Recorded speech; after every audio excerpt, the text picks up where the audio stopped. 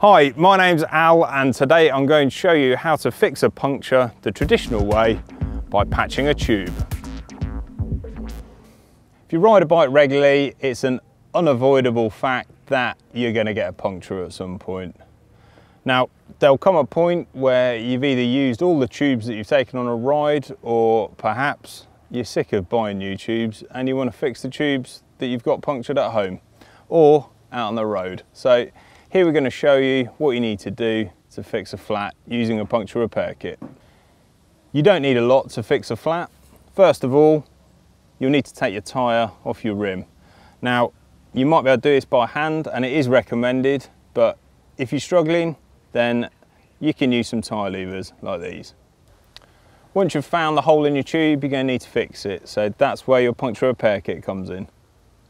With the hole fixed, you're going to need to inflate your tyre. So you're going to need either a CO2 inflator, such as this, which is nice and small and can be kept in a pack or a jersey pocket, or you're going to need a traditional pump. So we've got a front flat here. It's pretty obvious where it's happened. I can see a bit of a hole in the tyre there, opposite the valve. Let's get it fixed. So undo the quick release on your bike, and on the front, you will need to back the quick release off a little bit, hold the nut on the other side as you undo the lever, and that will allow the quick release to clear the dropout on your fork. As the tyre's flat, it should come out through the brake without a problem, but if you do need to release the brake, then that will make it much easier. Find yourself somewhere safe, comfortable, out of the rain, away from the traffic, so you can fix your tyre.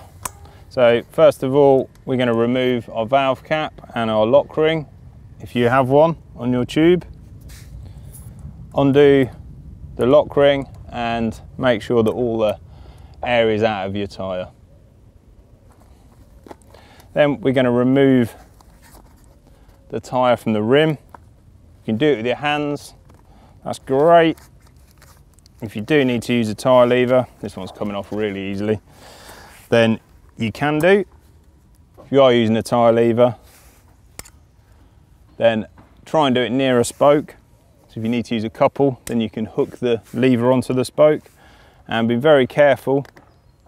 Just pop the tyre lever under the bead and lever it over. Secure the tyre lever on the spoke, and then you can grab another lever, and a few inches along from that,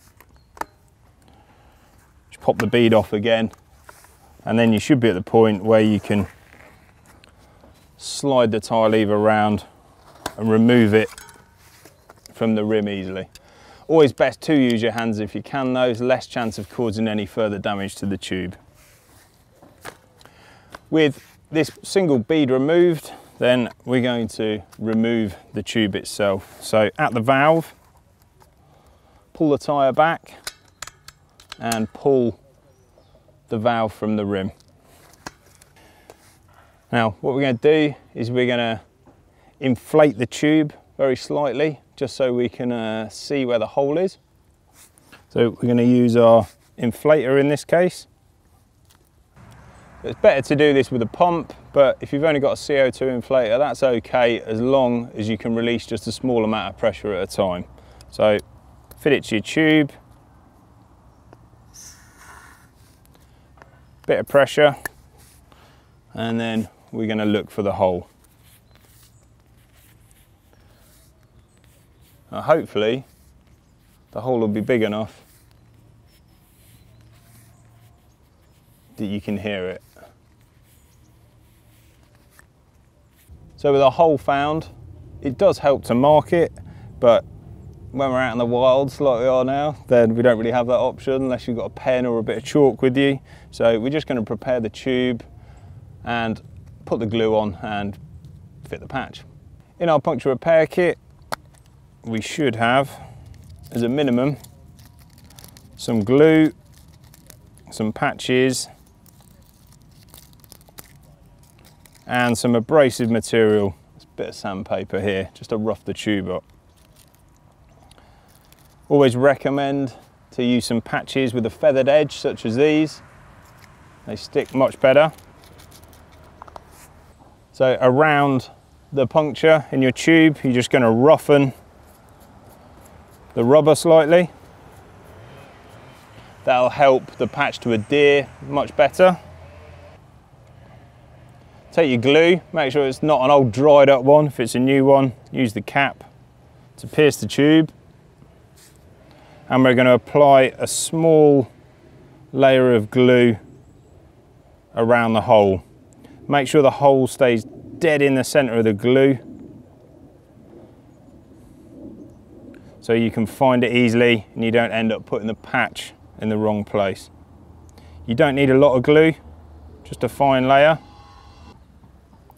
Now we're going to leave that a few minutes whilst the glue becomes tacky and we fit our patch. Once the glue has become tacky, then we can fit the patch. So remove the foil from the backing. Make sure you keep that safe, don't want to litter. Put that straight over the hole, and we're going to apply some pressure to the patch to stick it into place. After a couple of minutes, the patch should have adhered nicely.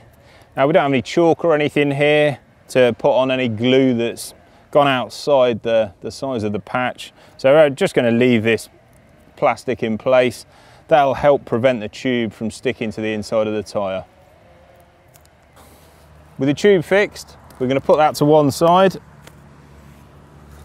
and we're going to check out our tyre to see if it's got any thorns or glass or anything in it, find out whatever caused the puncture. So we know that the hole was opposite the valve, so there's the valve hole and the rim. So our main concentration is going to be around this point of the tyre. You can actually see the hole in the tyre there. And if you carefully feel underneath it, you should really use a rag or some tissue for this. If you're very careful, I can feel here that there's nothing in there anymore. So whatever it is that's caused the puncture has come out. But it's very important that you do find the culprit if it is in the tyre, because otherwise you just get another puncture straight away. Once you're happy that that part of the tyre is fine, it's a good idea just to check the rest of it as well. So very carefully look around with your eyes and carefully feel inside the tyre to see if there's anything sharp stuck in it that could cause another puncture. Once you're happy, we'll refit the tube. It makes it easier if your tube has got a little bit of form to it before you fit it. You can put a bit of air in it just with your mouth. Take the valve, pop it through the valve hole, all the way through, and then start to fit it into the tyre.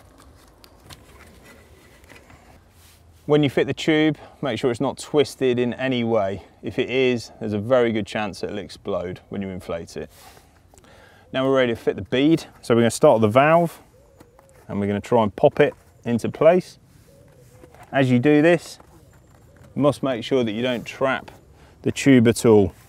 If you do trap the tube, again, it will explode when you inflate it. So tuck the tube in using your fingers and fit the bead a bit at a time till you've worked your way all the way around the circumference of the wheel. If you're struggling to fit the bead and you can't quite get the last bit on and you do need to use a tie lever, then use it the opposite way to the way that you would have used to remove it. So we're going in this way and we're just levering the tyre over the rim. If you use it the other way around, there's a good chance that you'll pinch the tube and you'll have another puncture. So better to not use levers at all, but if you do need to, then use them that way around.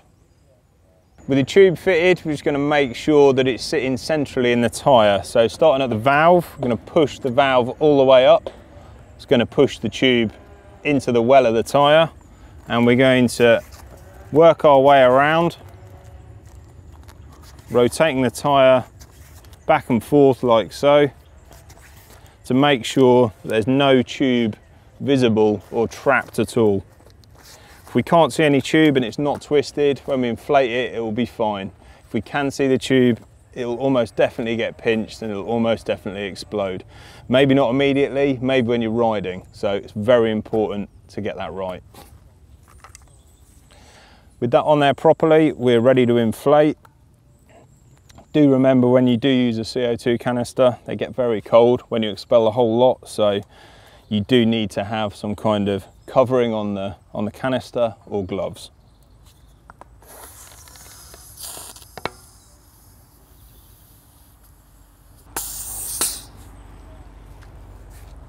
So there we go, it's the tyre and tube inflated. Just going to nip up the lock nut and add our valve cap and lock ring if we're using them. One final check that we need to do before we fit the wheel back onto the bike, just make sure that the tyre is seated correctly all the way round. So the line on the tyre should sit evenly away from the rim on both sides. And you see it does, so that's all great. And we just give the wheel a quick spin and we see that the tyre's seated nicely.